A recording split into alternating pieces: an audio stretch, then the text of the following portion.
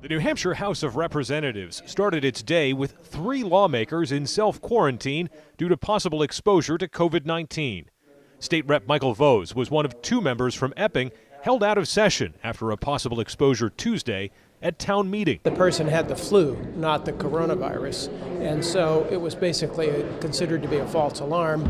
Once I informed the speaker of that reality, he allowed me to take my seat. Vose understands the public health consideration, but says barring a town's entire delegation to the general court raises other issues. Essentially, they disenfranchised the town of Epping on a very important voting day, and that's a tough situation. I don't know how the House is going to deal with this long term, but I think we have to come up with a plan. The House overwhelmingly rejected a proposal to institute remote voting for members in self-quarantine, but the rep who brought the idea forward says he doesn't think this problem is going away.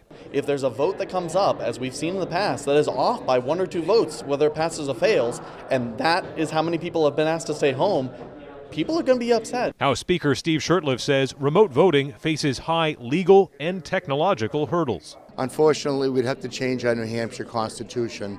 It calls for a quorum in the House and being present in the House. So we'd have a lot of steps to go through before that could be done, but it's something the legislature could look at. So there does seem to be a real sensitivity among some rank-and-file members of the House to the idea that the Speaker, even with the guidance of public health officials, can decide which reps can attend session and which ones cannot. If the situation gets worse, rather than participate remotely, some say it would be better just to recess the entire legislature. Reporting live in Concord, Adam Sexton, WMUR News 9.